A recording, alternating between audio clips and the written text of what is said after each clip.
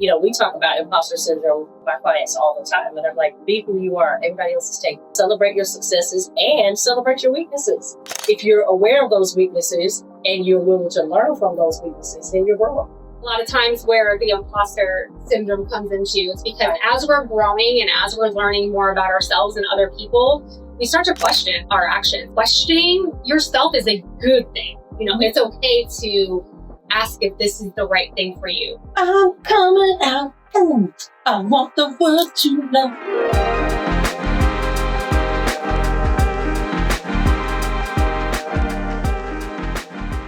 Welcome to episode 4 of Therapist Unhinged. Hello.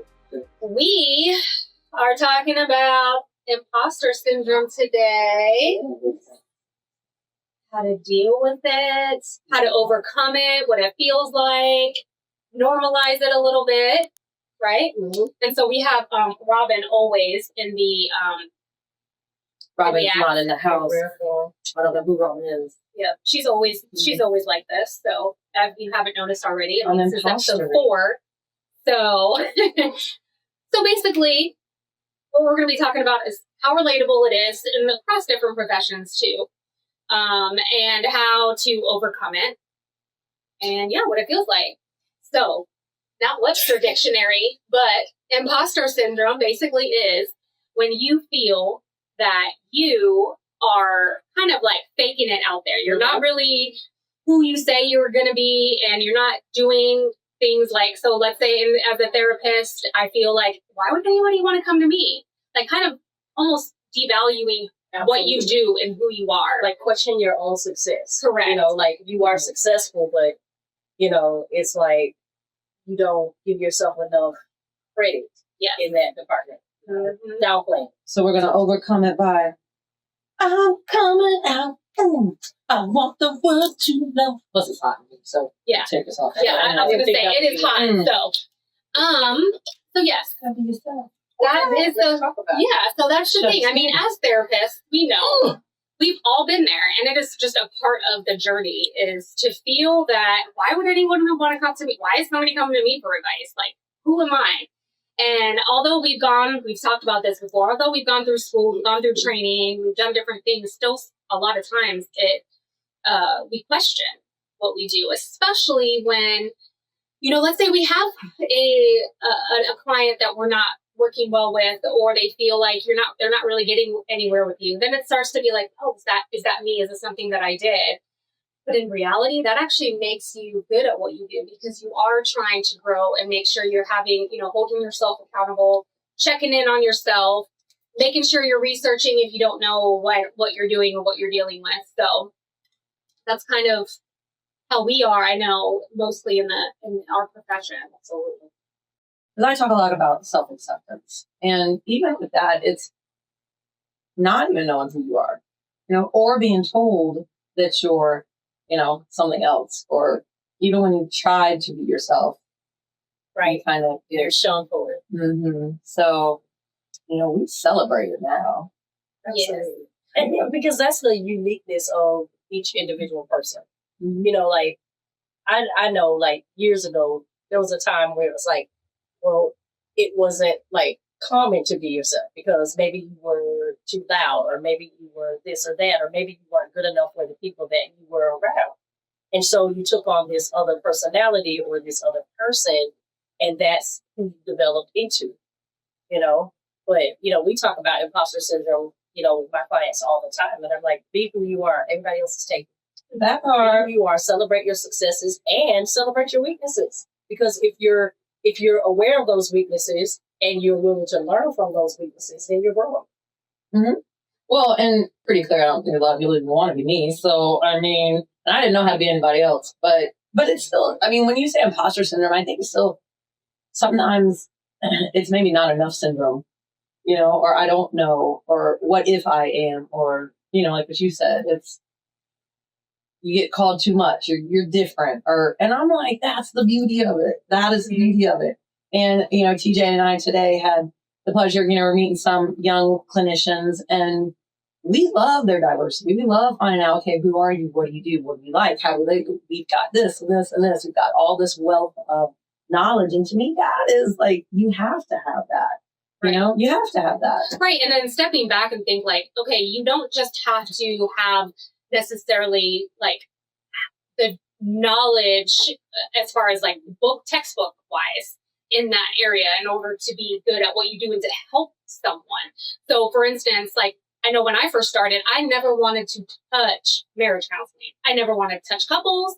I was like, there's no way, no one's going to come to me. First of all, I was younger, you know, and how am I going to, you know, talk to people who are, you know, in their 50s and 60s asking me for marriage advice? And I was like, I was going through a divorce. I'm like, there's no way, I'll never touch it. And I had one of my site supervisors push me to try and do it. And I was like, it was very uncomfortable. And I felt like an imposter because I'm like, but what's ironic is that I ended up loving it over time. I ended up loving it. And it was because I wasn't taking my own experience and putting it in to their experiences. I was able to kind of step back and compartmentalize and make sure that I'm listening to their story and what they're going through, and then utilize my knowledge and way to build rapport with them. Absolutely.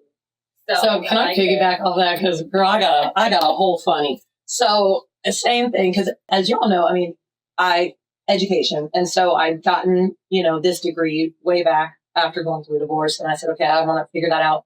And so I was in the field for a little bit, but then with a lot of family stuff and, you know, I left the field for 10 years, you know, so a lot of growth in education. But I remember when I was with other supervisor and she'd practice and to me, and they're same thing. And now, granted, I'm a teacher. I taught sex education, but I was teaching like what not to do or just education. This is what's happening.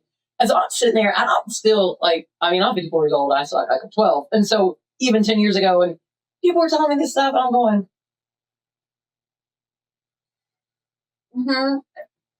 I'm right. So I'm like, what in the heaven are they talking about? And this like little device, and you know, we were doing that. And I'm like, I'm sweating. I'm like, oh my gosh, people are talking about their sex life, and I'm like, I didn't even know what that, like, what is that? I'll never forget. I swear to goodness. I had like a 10-minute break or something. I ended up calling my best girlfriend. I'm like, yo, hey, listen, you're going to have to look signal for me. I don't even know what this is. She goes, what? I go, I don't know. It's spelled this way. And I had to like have her look things up because I was so green. Yeah. I didn't know what it was. I was like, I don't know how to work with this. Well, at least you didn't pretend. There was no pretending because I was like, right. You know, but I'm sitting there going, these people are not getting their money's worth because I do not know what I'm doing. And that's what I felt, you know. But and I had that same experience actually when one of them pushed me towards grief as well, working with a family. I'll never forget. It was the first time I ever dealt with a family that was grieving the loss of a child. And it was hard for me to hold back my own tears in each session. And I felt, and again, I didn't feel comfortable because I felt like an imposter. Like, why are they, I've never experienced a grief like they have. So I couldn't imagine losing a child. And here they are going through it. And I'm like, how can I help them?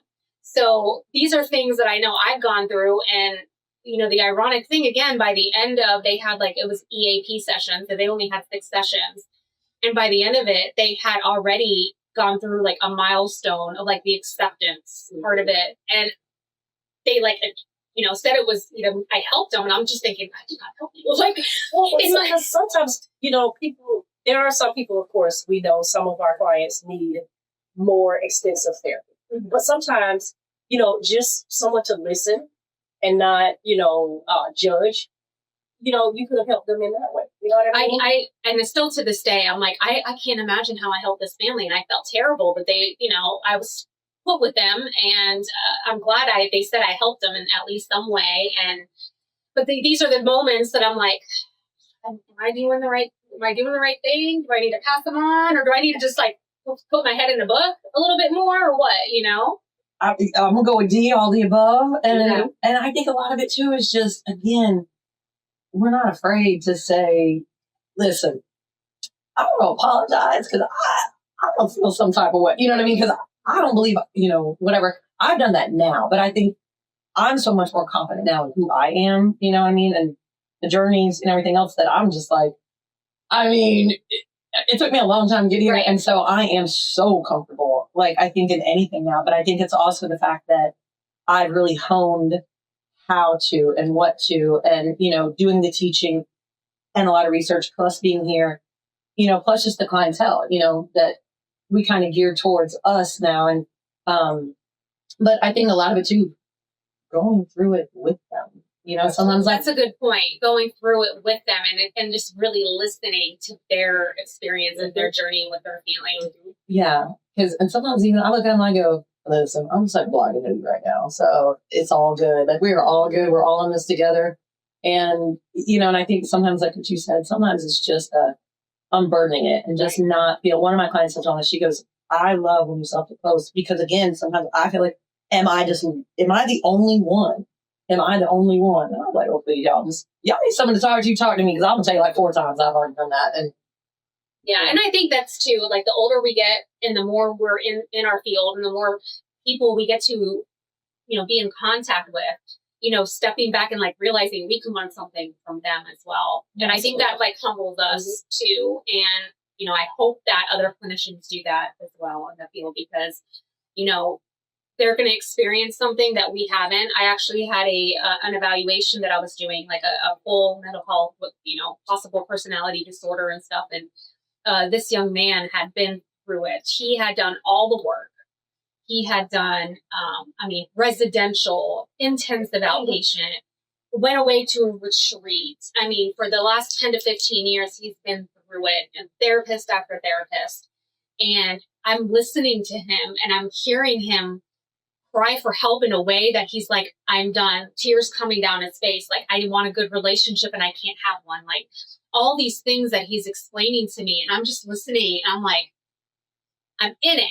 And I've never experienced what he's experienced. Mm-hmm. However, I can say like, okay, now I got to put my hat on. Like, what can I do to finally get him some relief? And we have a plan in place and connecting him with the right people. And I told him before he left, because he was like, I just feel like I've been in and out of these rooms so much. Like, how am I ever going to be okay? And I'm like, I promise you, if I can't help you, I'm going to get you somebody that can, because I am not going to just send you out here. Like, we are making a plan. And he appreciated just me saying that because I felt him. And these are those moments that we're like, if I can't help you and we can't work through this, like, there's something out there. Don't give up. Don't give up. Right. And I think that, that's very good that we're not afraid to ask the question, how can I help you? Mm-hmm. Because I've heard, like, in my sessions, people come and they spill their hearts. And it's like, okay, where do we go from here? What would you like from me? What can I do for you? What would you like for me to do? And I think that's big, because sometimes, people don't know what to do, and then when you have, if they've seen other therapists, I'm not saying anything about other therapists, but they've been through it. Like you said, they've been through so much. And then, they finally get to the point where it's like, this is my breaking point. Like this session is the difference between me getting what I need or me getting to my breaking point.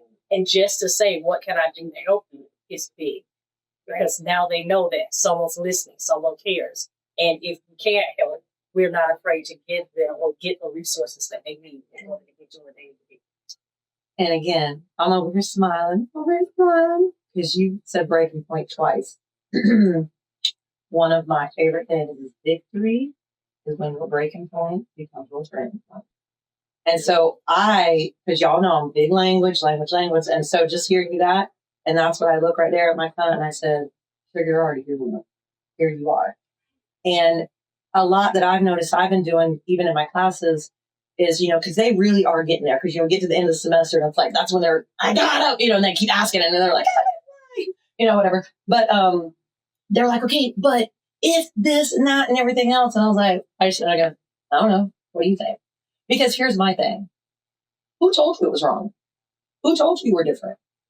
Who told you? Why do you feel that you're the problem? Who's this? What's they? What society? What culture? Who told you? Why do you think that you're so broken? And I think so many times people, because again, when you're in it and you're looking this way and whatever, and of course we go to that, emotional limbic brain, they're so conditioned to being told there's something they never even they never even knew that what? I'm like, okay, well, I don't have a dog in this race. I'm just saying, I see you like this, and this is what I see. Am I wrong? Yeah. And here's the funny thing, I don't lie. So maybe it's not you. Yeah. No, that's a great point. And Yeah. these young, kids, young adults too, figuring out who they are and knowing that, whoever they're going to be and whoever they want to be, it's okay to question yourself. It's okay to ask if this is the right thing for you. Like, it's okay if you go into a field and you're like, is this really, it doesn't mean that it's not for you. It just means that, maybe you're just starting to figure it out and figure out who you are. And like I said earlier, like, I never imagined I'd even be where I am today. I never imagined me owning a business and all this. It wasn't what I thought was for me. And as you start to grow and you start to experience things, your ideas may shift, even about yourself. I hope they do. You are. Yeah. So, and I think that's a lot of times where the imposter syndrome comes into. It's because as we're growing and as we're learning more about ourselves and other people, we start to question about our actions. I mean, even if you take an example of a parent, parenting, we question sometimes if we're really a good parent. Are we being a good mom? Are we being a good dad? Are we doing the right things? And I think questioning yourself is a good thing. And it's a good thing to do because as long as you can step back and think like, okay, how is this affecting everybody involved? Am I being productive in what I'm trying to accomplish with this scenario or behavior? So I think that even in imposter syndrome comes into play with being a parent. And I think, because when we opened up, you said, and how do you overcome it? One of the ways you overcome it is first you have to be aware. Yes. So self-awareness is first.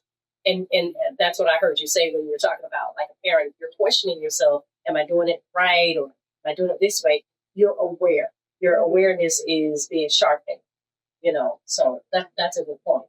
Yeah. And again, because, I love, my little whiteboard. I've always got my sayings. And I think I said this one of the other ones. I said, change can only happen when you believe the truth more than you believe the facts. And like, I did have a parent and, this client, was just so struggling and operating from fear and this. And I'm just looking at this, I'm like, are you a good parent? Are you a good parent? Are you a good parent? Are you a good parent? Are you a good parent? Couldn't even get there. Are you a good parent? Well, are you a good parent? And I just stayed right there. And finally, this guy looks at me and goes, yeah. I said, then own it. Then own it. I said, the facts are, blah, blah, blah, blah, blah. But the truth is, you're doing what you know how to do, what you have right now. And that's all you can do. That's all you can do. But you have to believe I am a good parent and I am doing everything that I can, and we all have to do that, But I think part of imposter syndrome too is playing the comparison role. Like we compare, and I'm pretty sure we've all done it at one point in our lives, but comparing your parenting to someone else's parenting, or comparing your level of success to somebody else's, or the way your profession to someone else's. Just because they're chapter 10 doesn't mean your chapter 3 that you're on is not success. Right. So that's a lot of the, imposter syndrome as well, is that comparing. Oh yeah, we definitely compare a lot. Mm-hmm. And I mean, and especially in, any kind of field where, you're trying to grow what you're building, whether you're a business owner, whether you're a doctor, and there's people that are out there doing amazing things and you compare yourself to everybody else. So, and then parenting, oh my gosh, how many times have we done that? I mean, I think we've all been there like, oh, they must be a great parent, or what are they doing that I'm not, because I'm not getting the same result that parent went to and stuff. And you just have to accept it and accept that, yes, they may parent differently and they may have, their children are going to be different too, different humans. I was just thinking that too. Yeah. So there may be just an intelligent, and maybe this mom and dad who had 3 kids and all of them are in these Ivy League schools, and you're like, dang, like what if, right? Like my kid is barely going to, the community college. How did that happen? It's like, just sit back, let them have their successful, children, be happy for them, be their cheerleader, but then still embrace what you have and what you've tried to instill in your own kids. Absolutely. I agree with that because it's so easy. I used to say, this is personally for me and it's nothing against anybody else, but I'm like, okay, so my kid didn't go to this Ivy League college or my kid didn't go here, but my kid is not breaking the laws. They have a good job. They're learning. So it's what works for you and seeing, be your blessings and not comparing them to somebody else's. Because if you do, you'll always think that your level of success is like where you're just horrible at everything. I guess staying in your own lane, not swerving over into somebody else's. Listen, I'm in everybody's lane, so driving all over creator, so I get a whole ticket. But being an athlete, listen, that's all you do is because everything you do. But it's not. I think that's why comparison. I always looked at it differently because it wasn't a comparison of like a person. We were trying to beat each other. You know what I mean? And competitive. Right. So I think. A lot of times, like when people would say, oh, she's got this or he's got that, I really do. I was even thinking about what y'all said, and I don't, thank God that was not one thing I had to, because I think I was so in tune just in competing that you cannot compare. You know what I mean? You can't because you learn everything else. But even as a coach, like people say, and I was like, no. I said, you gotta worry about you. That they don't, because comparison that's embedded in insecurities. Because it's just like, why would you? Right. Apples, oranges, bananas. Like, here we are, but we're the trifecta. We're a whole fruit bowl. Mm-hmm. Comparison is the thief of joy. I like that. Girl, the thief of joy. Hey, joy is comparison. Yes. Because it's that. And that's what I said. I said, get too busy living. Yeah. You ain't got time to compare. Right. Like you are stuck. Yes. And I go, but that's again. But that is, okay, then what are you missing about yourself? And what are you not accepting? Right. Because here's the thing. We all got weaknesses. And we do. Right. And guess what? Right. None of us like them any better than they are. But as an athlete, I was like, yeah, you're good over here. You already know that. We got to hit this weakness or you're not going to get any better. So, I mean, I guess I look at that so differently. And I love hearing y'all talk about that. And I had to tell my parents too, especially my young parents, I said, I'm sorry, but I hate that you guys have social media. I didn't know what anybody was doing. I was so tired. I was a single mama. I'm doing it. If y'all are doing that, fantastic. Cool. Like, I didn't know. And that's how you compare it to social media, and especially now with our young kids. They're on everything, comparing what everyone else has. And this one got a BMW, and this one has, straight A's. And, I just met this guy last night, just randomly at an event. And he was like, I remember what we were talking about. He said, these students are the most successful. And he said, you want to know why? And I'm like, I want you to tell me why. And I was like, you tell me why? Because I have my own thoughts, but I want to hear yours. And he goes, these students are the best because they have to keep failing and keep going ahead and trying to, okay, I can't get a D on this next one, or I might fail the class. So I have to try even harder on this test. And they keep working harder versus A students who are always getting straight A's, and it's so easy and it comes so naturally to them. They've never had to try and step up and be harder because they haven't experienced failing at all. And I was like, that's a really good point. Does that mean C students are driving as much? Yeah, and they keep going forward. What you disagree with that a little bit? A little bit. Yeah. That's something else. Okay. Because, I do academic assessments. I'm IEP, neurodivergent, so I'm looking at that, came from education. And I think it's just depending because, again, when you're looking at gifted kids, yes, academics may come easy, but they're facing adversity in other areas that where other kids. And so I think maybe what I would go, I like the idea because to me, a C is more balanced. And, a C is like, okay, I'm a hard worker. I'm going to do this, but I'm still aiming for an A. You know what I mean? I'm still, because that's a personal thing. Now, is there listen, this college algebra over here or that trick? No, I'm happy with a C because, and maybe it's just And that's why I say you got to learn to fight your battles and win, maybe. I do agree with that too. I agree with both of those. Yeah. Because I remember when I was in just getting my AA, and was it the AA? And we had to do statistics. Oh. I walked right into my professor's class because I had A's in all my other classes. Statistics I knew would be a challenge for me. Okay, just putting it on tape. I walked in. I remembered his name, Professor Fisher, and I looked at him like, "Oh, all I need in your class is a C. That's it. I'm not expecting anything else." And I really wasn't. Got a C in his class. So I get it, what you're saying. But see, Based even on with that, okay. But because I knew that I was still challenging myself, but I knew that that's all I needed. But even if you take it like as a clinician or as an attorney, right? They have to pass the bar. We have to pass our licensure exam, right? So it doesn't mean that the person that learned how to take a test and study and got like an amazing score on a bar or on a licensure exam is a better attorney or therapist than the ones that barely passed their exams. I agree. So that's what I mean. It's like, okay, we have tried to study and we're not maybe the best test takers. How does that person do? It means that they're going to be more successful. And like, that's why I personally hate standardized tests. I think they're BS. That's my own opinion because I feel that all it does is prove that you are trained to take a test. And you have to look at everything. You have to look at everything. And I agree with that. So, I mean, I got A's all in other areas. I got the C in statistics, and I'm still good. Oh, I have a mixture. I got a Christmas tree on my tree. I mean, I really do. Exactly. They really do. And I think and it's been really shitty because I know growing up for us, we were told, I know I was told like, oh my gosh, you got to get an A, you got to get a B, and like putting all that pressure on myself.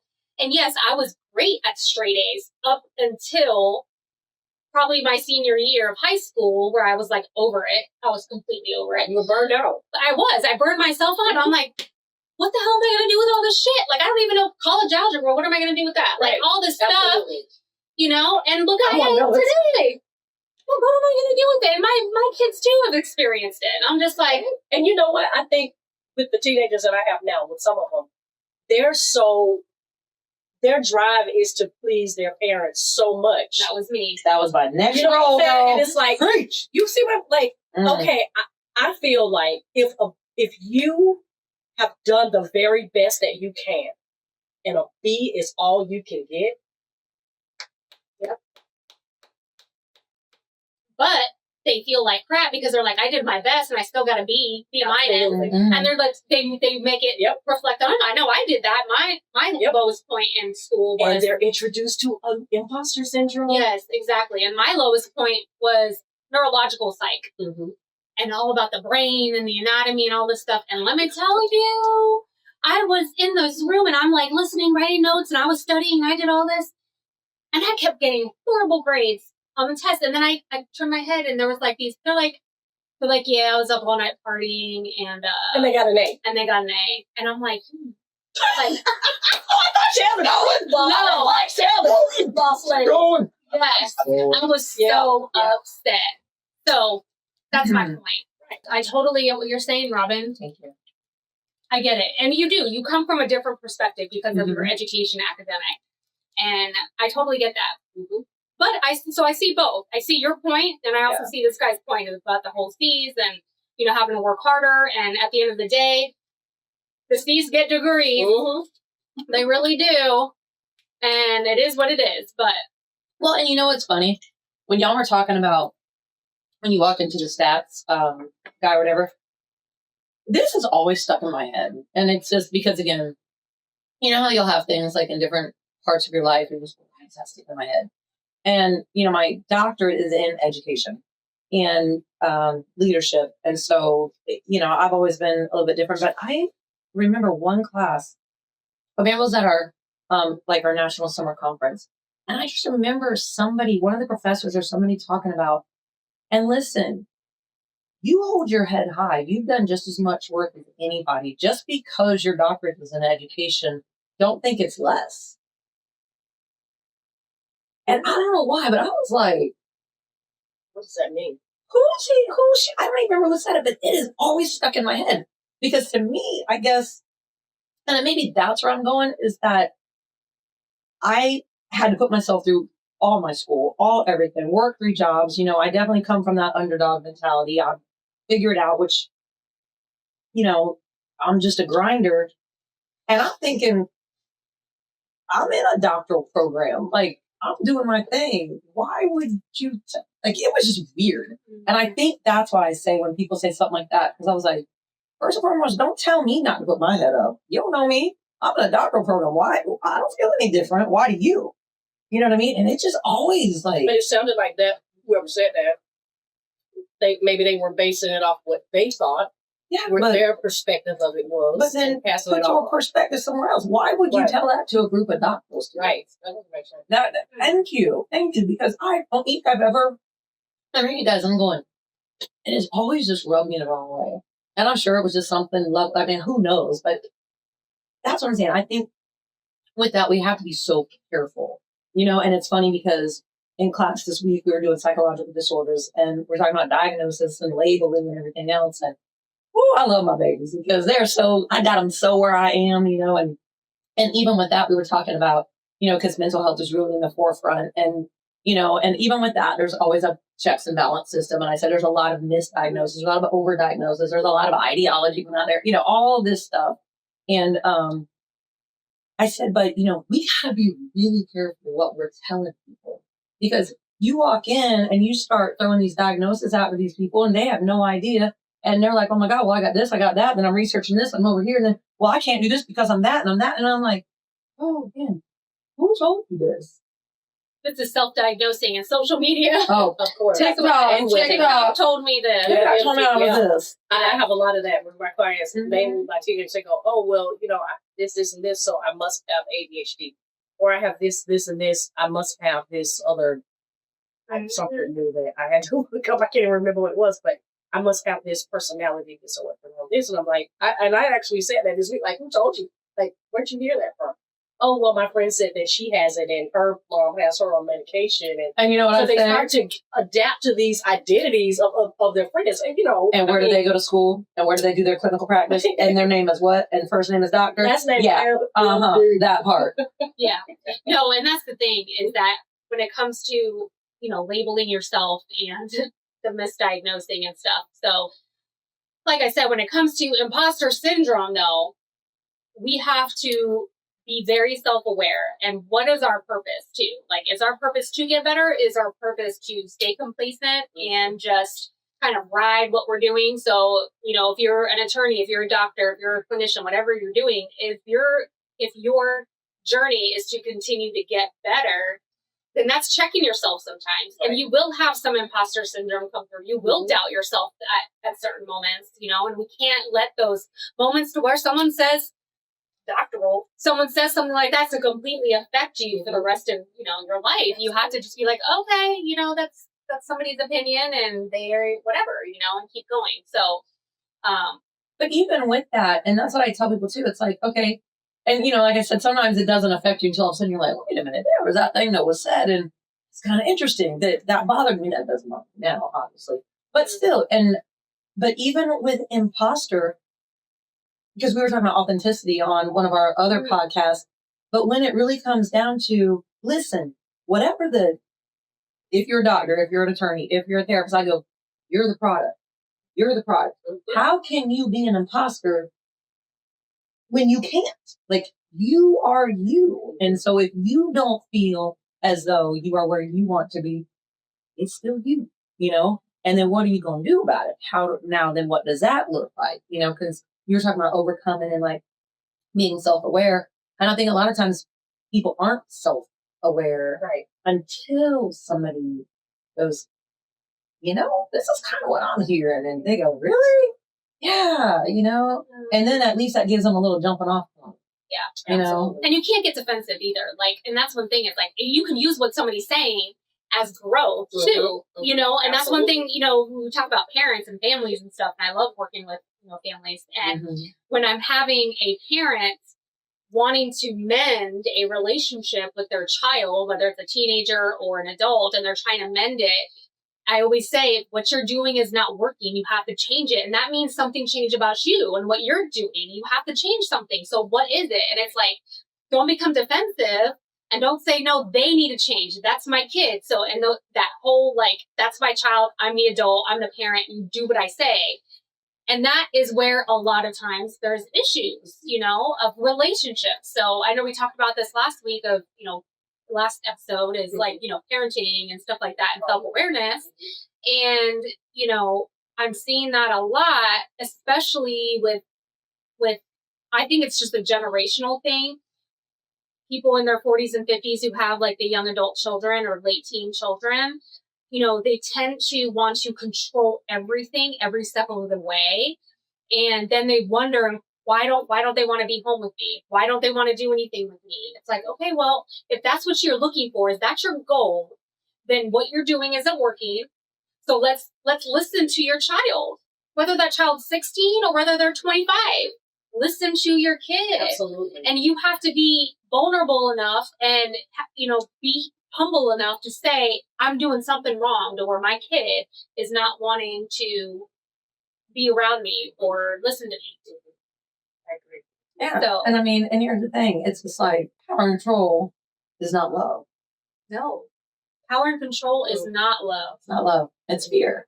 And it's funny because another thing we talk about, because in development, we talk about, you always think in your generation. You do. Mm-hmm. And I have a client that I work with, and, she's, I think late 30s, whatever, but her mom and dad came in and I worked with them. They were lovely. But of course, they're a whole other generation. We were just doing a lot of psychoeducation just to get them to understand, because it's like, even, like my mom and stuff, what is that? How is that? It's not, it wasn't here. It wasn't there. And so now they're having to learn this whole language and concept. And is it a reflection on me? I don't understand. And their frustration usually comes in with, I don't know how to, I'm scared. Right. I'm scared. And I don't know how to fix or help and that's why I said weakness is not weakness.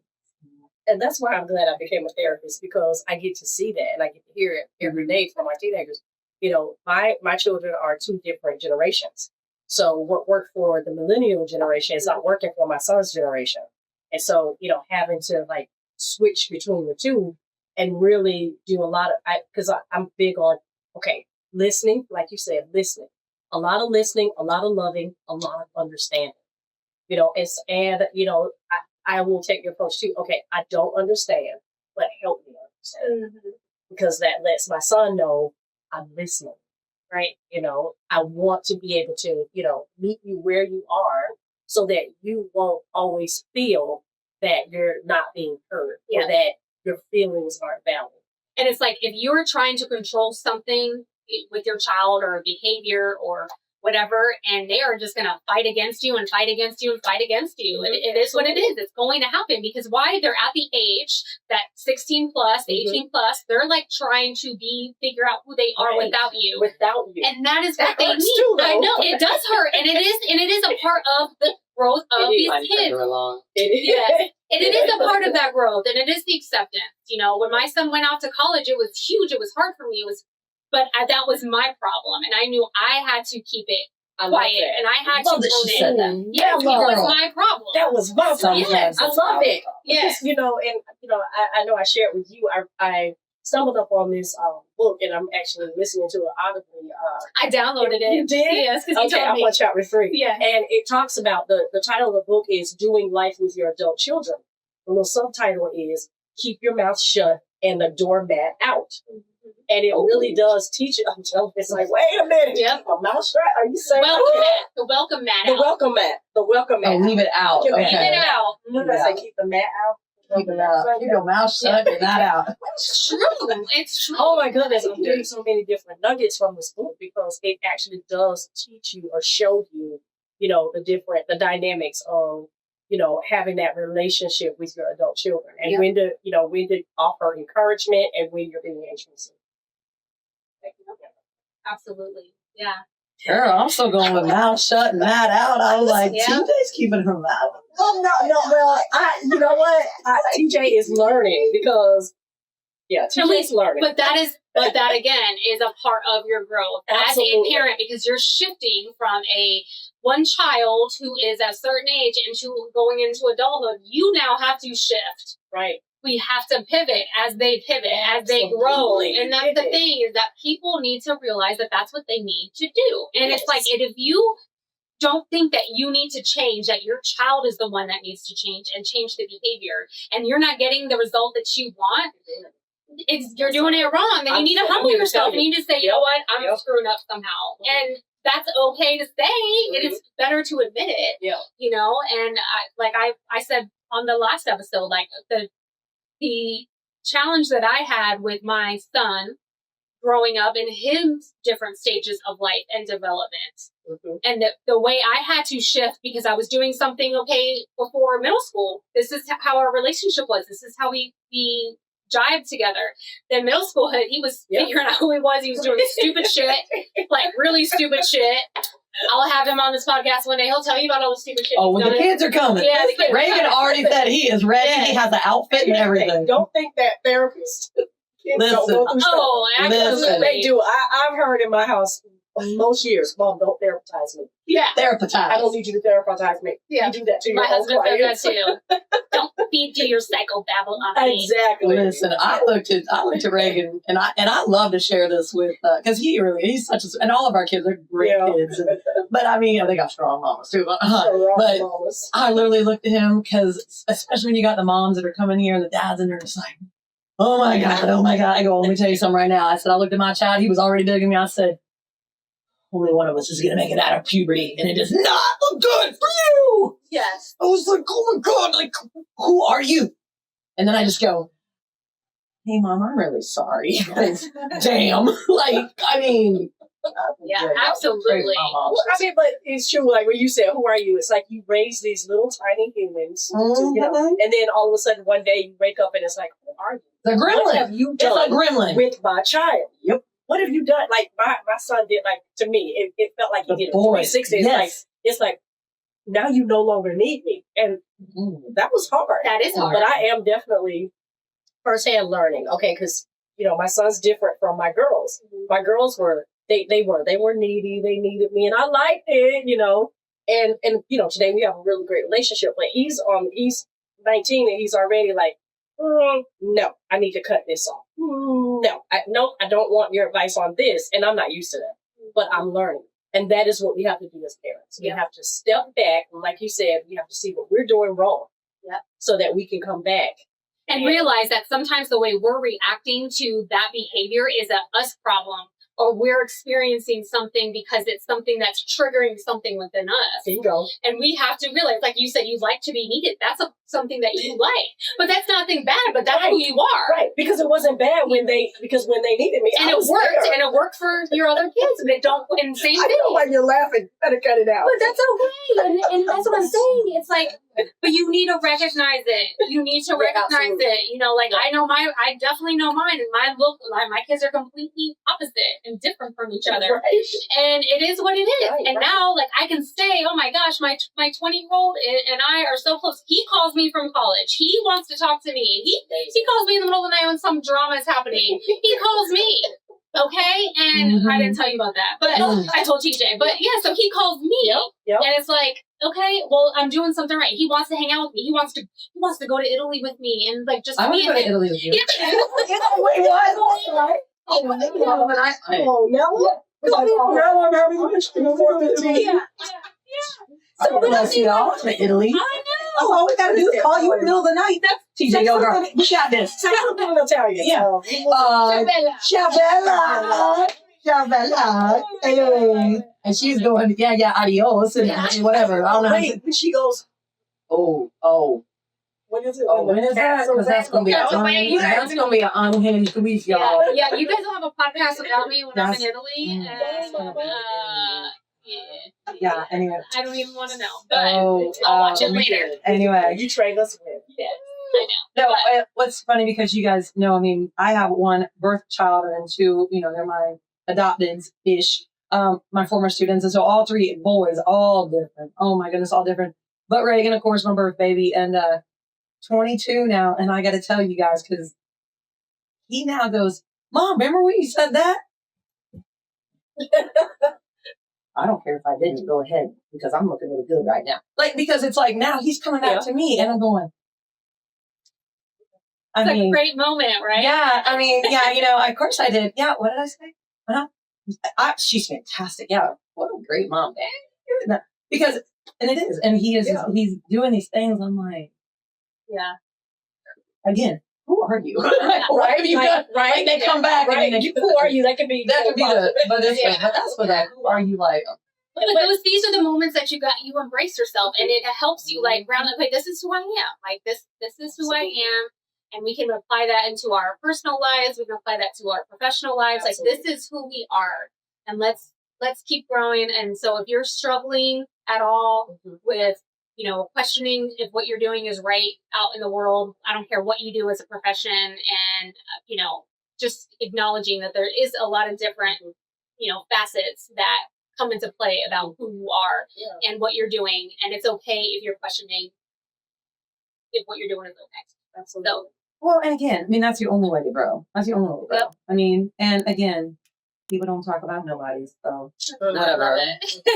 Anyway, always find yourself a good therapist. Yeah, I mean, we don't know any, but if you know a good therapist, let us know, because we would like to know.